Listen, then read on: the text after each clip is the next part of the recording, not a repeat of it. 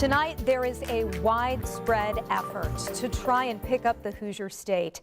In a matter of minutes Friday night, we saw communities devastated, neighborhoods ripped apart, and entire towns and cities left wondering how to move forward.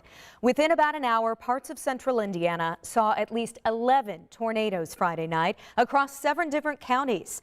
Now, we're going to get to the devastation, to the struggles, and the support for survivors in just a moment. But right now, it looks like the damage isn't done. In fact, more than 10,000 homes are still without power tonight across Indiana. Most, as you can see here, are in Morgan and Johnson counties. Shelby and Sullivan counties also have several hundred homes still in the dark tonight. In the wake of Friday's devastating storms, we've learned the names of the 3 people killed in Sullivan County. 56-year-old Susan K. Horton and her son, 38-year-old Thomas Horton, were both from Sullivan. Police say 47-year-old Shane Goodman lived just outside city limits there and also died in the storm. And his wife, we're told, was injured and is now recovering from surgery. Sullivan's Mayor Clint Lamb shared an update this afternoon on the impact to his community. He says they've moved from rescue to recovery operations. Everyone who was missing inside city limits is now accounted for. However, Indiana State Police are using a helicopter to look for at least one person in Sullivan County. The mayor tonight also asking everyone to remember recovery from this storm will be a long process. This can't be an emotional thing where everybody jumps on now. We are going to need your help today. We're going to need your help a week from now. We're going to need your help months from now. We're going to need your help years from now. Although so many people want to donate to help right now, Mayor Lamb says they actually don't need any more supplies currently. Instead, he's asking people to give to the Sullivan County Community Foundation, and we have a link for you on WTHR.com. New tonight, we're learning more about the couple killed in Owen County while camping at McCormick's Creek State Park. Brett and Wendy Kincaid were in their camper trailer at the time when the storm hit Friday night. They're pictured here with their son, their daughter, and grandson. The couple was from Rossville. Family tells us Brett was a construction contractor and Wendy worked at administration at Purdue University. Indiana State Police shared these images of the state park yesterday. You can see the damage here. McCormick's Creek remains closed right now as staff members check trails and clean up damage from the storm.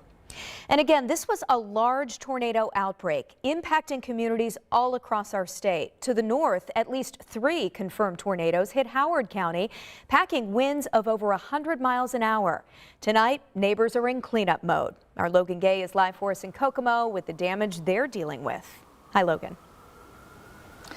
Hi, Jenny. That's right. Neighbors here in Howard County are going on day number 3 of cleanup after at least 3 tornadoes touched down here. I spoke with one woman who says she's just taking it one day at a time.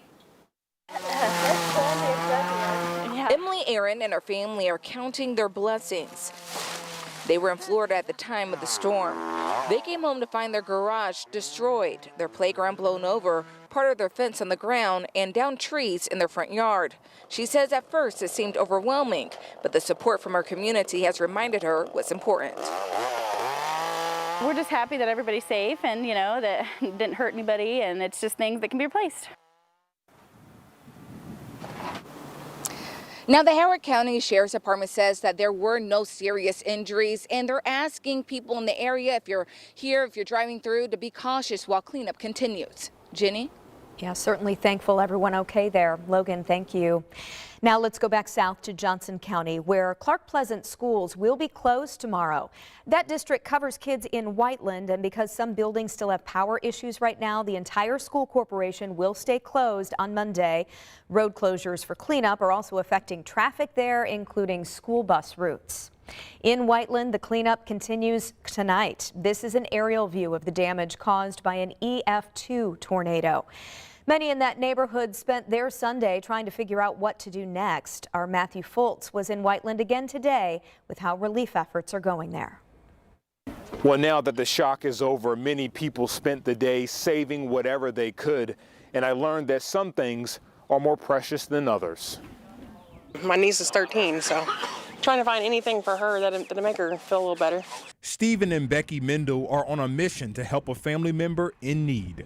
Trying to go through what we can find, what we can actually pull out of the rooms where the walls have collapsed in. And Becky's sister lived in this home, barely escaping after the EF tornado ripped through this Whiteland neighborhood.